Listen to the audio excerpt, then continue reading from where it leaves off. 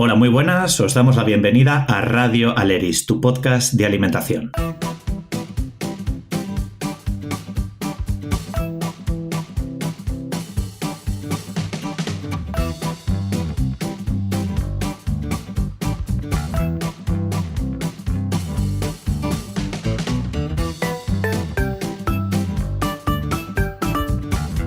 En Aleris somos profesionales con formaciones muy variadas, con una vocación especial por el mundo de la alimentación, la salud, la cocina y la divulgación. En el equipo contamos con especialidades de casi todo lo que está inventado o por inventar, y tenemos en común que nos define la curiosidad por la nutrición y las ganas de compartir lo que hacemos. Nos beneficiamos del saber del resto para reinventarnos y estar al día en qué habría que comer o no, según cada persona y situación. Y en el programa de hoy vamos a hablar de una selección de muchas dudas frecuentes que tenemos sobre algunos alimentos.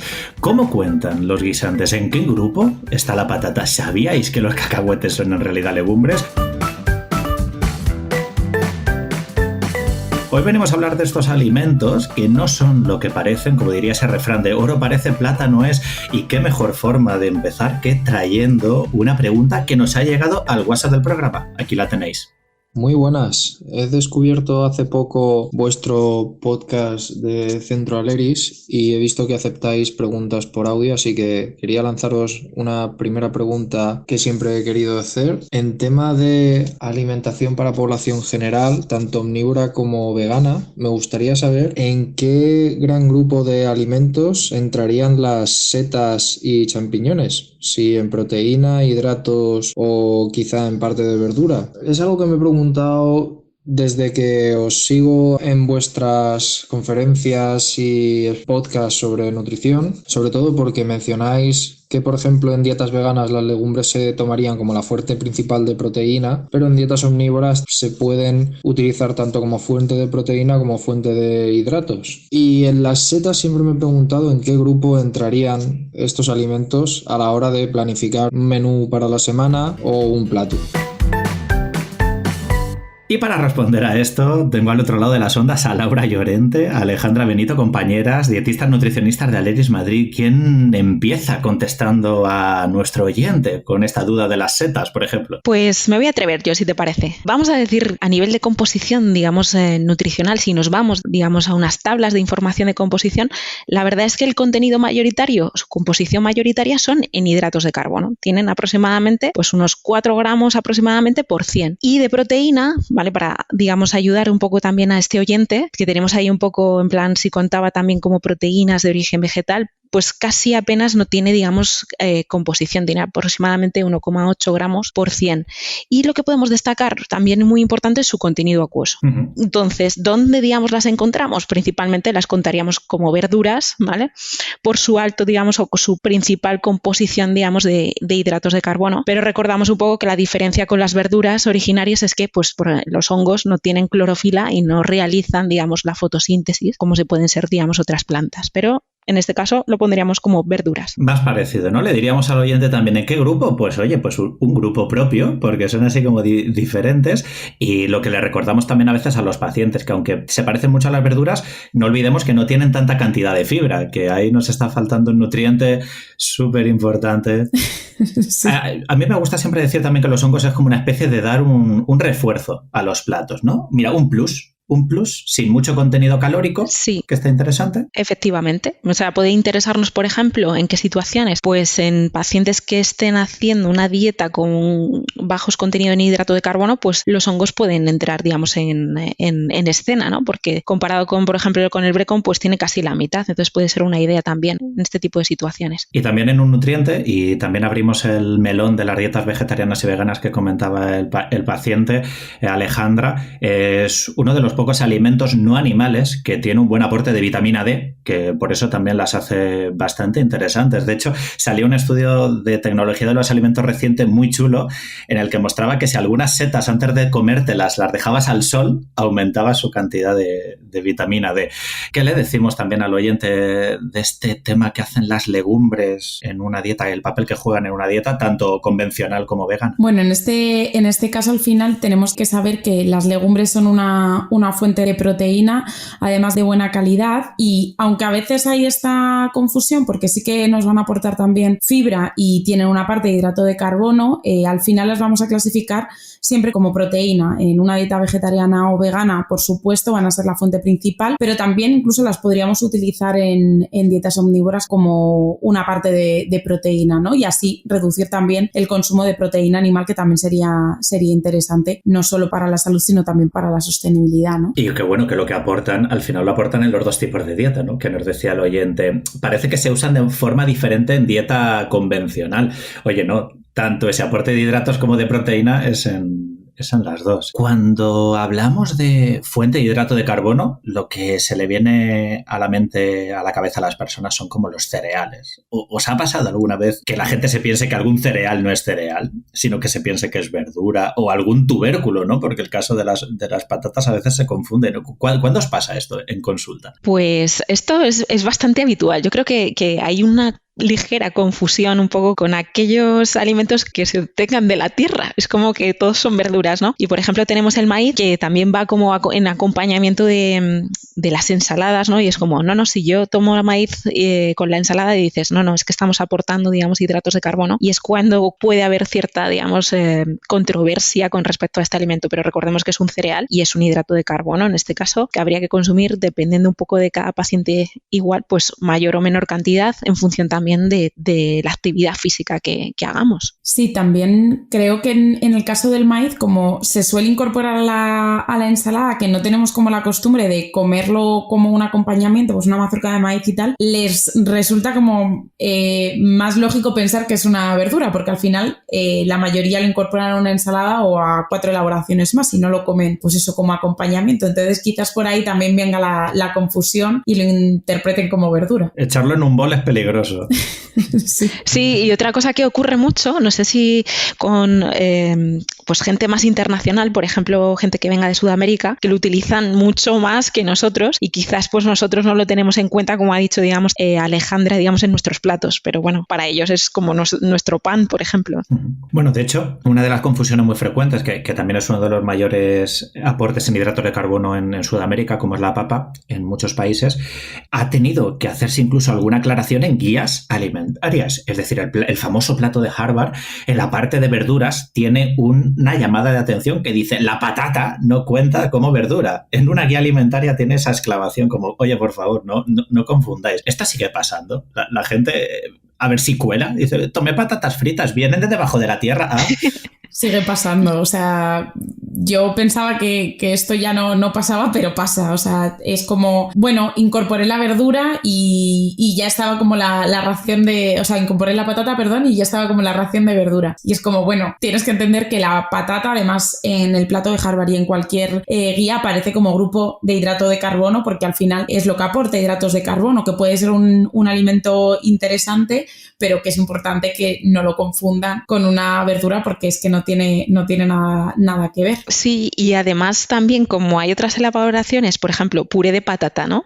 Es como, no, si yo ya he tomado algo de verdura, entonces también hay esa cierta equivocación, pero yo he de decir que, por ejemplo, en casa a mí me vacilan con esto, ¿sabes? Cuando no les apetece, digamos, incluir, digamos, verduras en las comidas principales, porque yo soy muy pesada, pues siempre me intentan colar un poco la patata como verdura, pero bueno, para que veáis que, digamos, en las mejores casas también ocurre. Y luego que esto hay que tenerlo muy en cuenta a nivel de proporciones. Como has dicho, Laura, un ejemplo de puré, que hay algunas recetas que cuando hacemos, por ejemplo, un potaje que pueda llevar patata, o un guiso de verduras, un hervido de verduras, unas lentejas, a veces te vas a encontrar medio plato de patata. Sí. Que lo que queremos es que haya legumbre y verdura, ¿no? Que no se nos escape a veces. Totalmente. En el caso de los platos de legumbres, o sea, creo que eso es como un capítulo aparte, porque es como hay que incorporar verdura, ¿no?, al plato de legumbre, y a veces es como, bueno, le incorporo una zanahoria, un pimiento y una patata y ya está.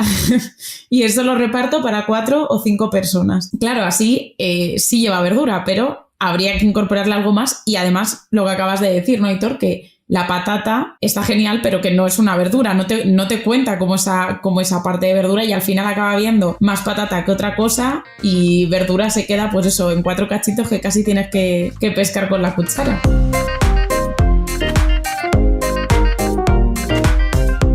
también yo creo que hay como una especie de equivocación, ¿no?, con respecto a las legumbres, que no se pueden comer como dos platos, ¿no? Y lo de que decía Alejandra, ¿no? Es que te va a tocar 3 trozos de verdura, entonces a lo mejor tendríamos que poner, por ejemplo, una ensalada de primero, ¿no? Y luego me tomo mi plato de lentejas de segundo, y hay que cambiar un poco el chip de ese plato único español de legumbres de guiso, ¿vale? Porque podemos también reducir poco la cantidad y aportar también como verduras crudas también. Bueno, ahora que habéis introducido el tema de las legumbres, esto me llena la cabeza esta parte que le explosiona a la gente los sesos y dicen, pero ¿cómo que los guisantes son una legumbre? ¿Cómo que los cacahuetes son una legumbre? Y es cierto, porque esto sorprende mucho. Pues es una pregunta que nos hacen mucho, por ejemplo, con los cacahuetes. La verdad es que se sorprende muchas personas. Pero sí, los cacahuetes es una legumbre oleaginosa, es decir, que tiene su contenido mayoritario, digamos, es graso. Por eso forman conjunto, o podemos decirlo así, con los frutos secos, simplemente por su composición nutricional, pero realmente es una legumbre. Lo que pasa es que su componente mayoritario es graso y por eso lo juntamos más con los frutos secos en este sentido. Y en el caso de los guisantes, pues al final creo que también se suelen confundir con verdura, porque suelen utilizarse como si fuera una verdura,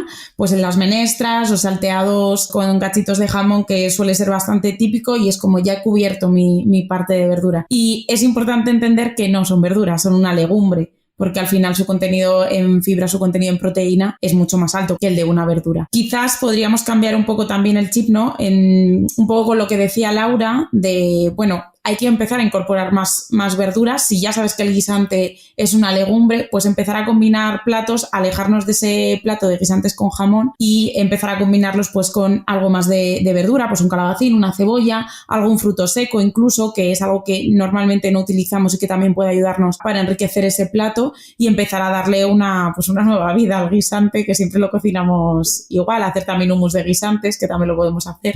Aquí lo que creo que es importante que entienda la gente es que hay veces que cuando hablamos en dietética nos referimos a las propiedades de los alimentos, que sean parecidas, y no estamos haciendo una clasificación siempre botánica, que siempre viene ahí alguien que es la policía botánica y dice, has dicho que el cacahuete es un fruto seco, es una legumbre. A ver, que sepa la gente que nos escucha que siempre hablamos un poco acorde a las propiedades nutricionales. Como ha dicho Laura, pues si el cacahuete tiene un poquito más de grasa, lo metemos con los frutos secos. Como ha dicho Alejandra, si el guisante es una leguminosa, pero que tomamos siempre fresca, que tomamos siempre verde, su contenido acuoso es mucho mayor. Claro, no es como una legumbre desecada y como el garbanzo, las alubias, que tienen tanta cantidad de prote. Son un poquito excepcionales y por eso nos adaptamos un poco de cintura, ¿no? Siempre encontramos también a gente, ¿el tomate es una fruta?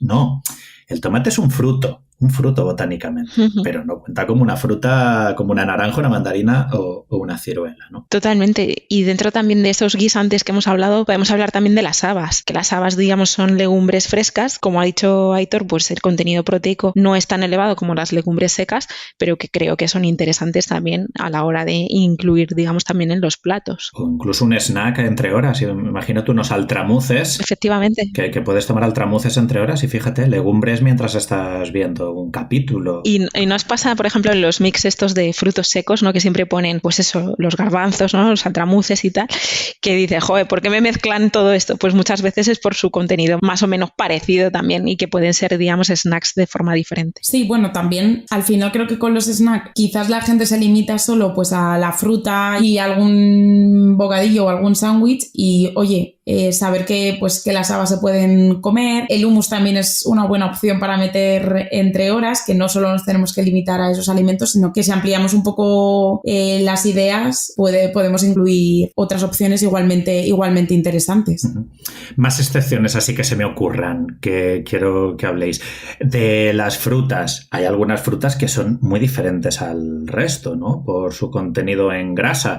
O también nos podemos encontrar que hay bajo tierra alimentos que pueden ser raíces o que pueden ser rizomas, pero que no se parecen tanto a ese tubérculo, a esa patata tan almidonada, ¿no?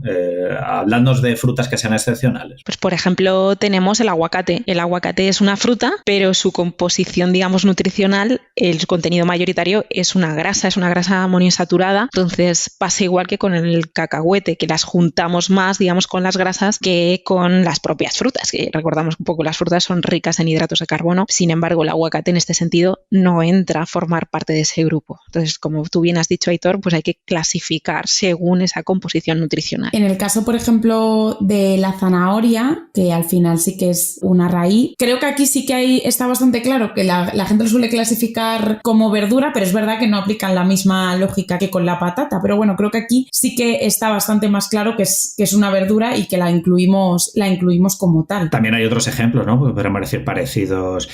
Otras frutas que sean grasas, tenemos el coco también, o un fruto que no sea fruta pero que sea fruto y muy utilizado, la propia oliva. Cierto. Creo recordar que algunas frutas también exóticas, ahora mismo no recuerdo una en concreto, pero sí que recuerdo que había algunas que también tenían contenido graso mayoritario. Quizá también el conflicto de cómo consumirlas viene porque en España tampoco las consumimos con mucha frecuencia. Pues por ejemplo el coco en España no es algo que solamos consumir, en Sudamérica sí que se consume más, en países tropicales se consume más y además se consume muchas veces la propia carne o el agua de coco, pero también la carne del coco, y en el caso de España es muy muy poco habitual que se consuma. En todo caso a lo mejor coco rallado o lascas de coco, pero de manera anecdótica prácticamente.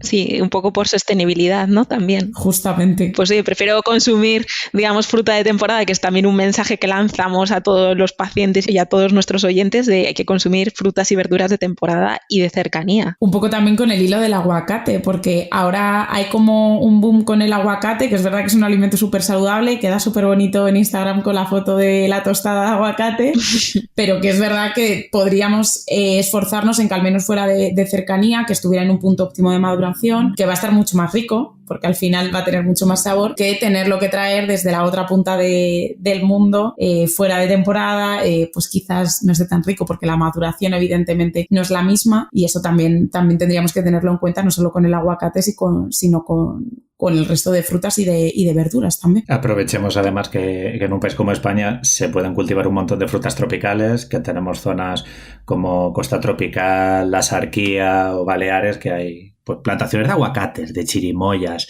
de mango. Sí. Tenemos plátano también, tenemos papaya. Es decir, tenemos producción de frutas tropicales enorme. Yo creo que hay muy poquitas que no se planten. Tenemos el coco, que no hay plantación de coco y por eso hay que traerlo de Indonesia y Tailandia. Y piña, que hay muy poca, que casi toda no viene de Costa Rica o Panamá. Pero hay piña española, ahí en la isla del Hierro hay piña, lo que pasa es que no le da a la isla para producir tanto, ¿no? Y no está tan dulce, que eso la gente lo suele pedir en la fruta.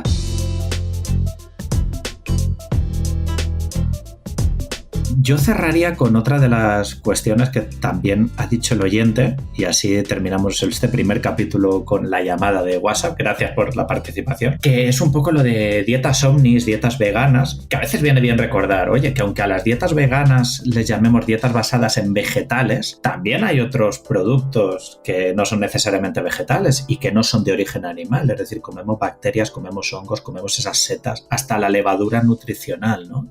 Hay más reinos y creo que la gente se le va. Sí, y luego también hay proteínas menos conocidas, pues por ejemplo el cuor, ¿no? Que también proviene de los hongos o de las setas y que puede ser también incluido, por ejemplo, a nivel proteico, ¿no? Que a veces, pues bueno, no son productos, digamos, que estén en todos los supermercados, pero que ahora mismo ya no es tan difícil, digamos, conseguir como antes, ¿no?